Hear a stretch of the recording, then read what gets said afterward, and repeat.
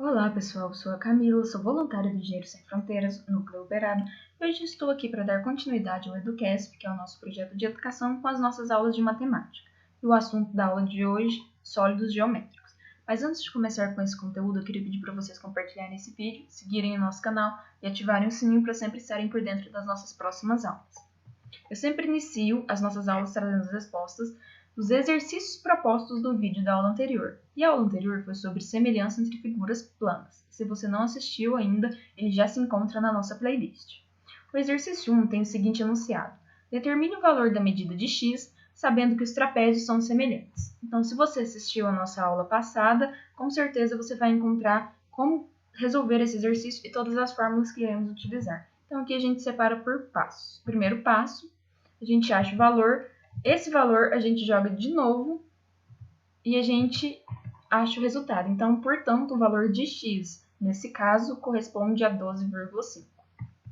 Já no exercício 2, dois quadrados possuem, respectivamente, lados medindo 12 e 24 centímetros. Qual a razão entre a área do quadrado menor e a área do quadrado maior? Então, aqui a gente joga de novo, tem o primeiro passo, a gente acha o valor, depois a gente eleva esse valor ao quadrado para chegar na nossa resposta.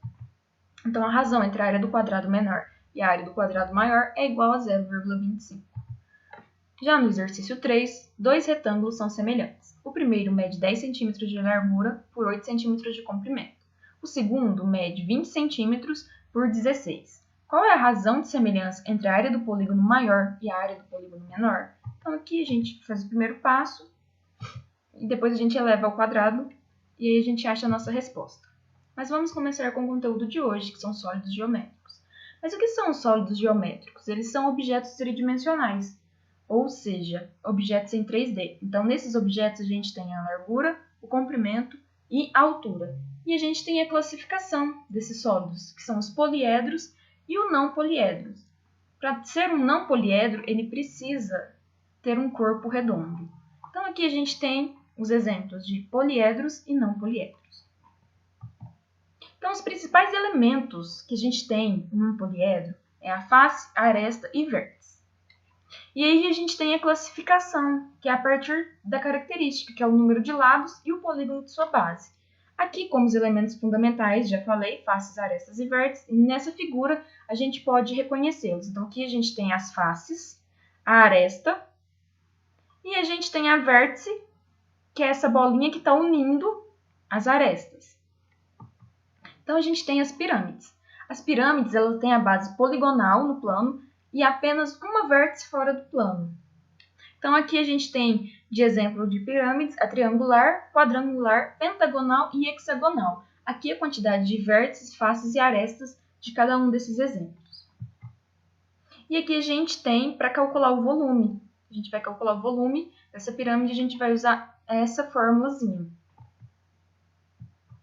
A gente tem os prismas também, que são duas bases congruentes e paralelas, além das faces planas laterais. Aqui a gente tem exemplos de prismas triangular, quadrangular, pentagonal e hexagonal, também com sua quantidade de vértices, faces e arestas. Aqui a nossa formulazinha para a gente calcular o volume de um prisma. A gente tem também os sólidos platônicos.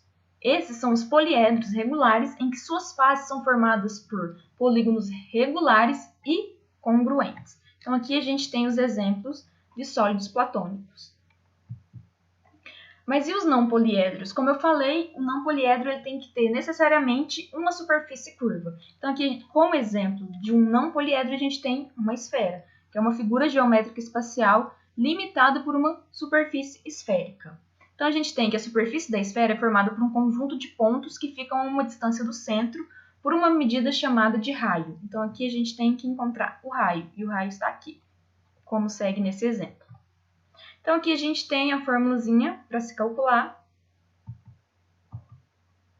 Como exemplo também, a gente tem o cilindro, que tem a base circular unida por uma superfície circular de mesmo diâmetro. Então, aqui a gente tem a formulazinha para a gente calcular o volume. E lembrando que a gente tem o raio, então a gente usa o raio na formulazinha também. Temos os cones, que são bases circulares com um único vértice fora da base. Aqui a gente tem a formulazinha para se calcular. E aqui a gente tem os exercícios. Então, a gente deixa para vocês o exercício 1 e o exercício 2. E se você tem alguma dúvida, alguma sugestão, você pode entrar em contato com a gente através desse e-mail. Muito obrigada e é isso. Tchau, tchau, pessoal!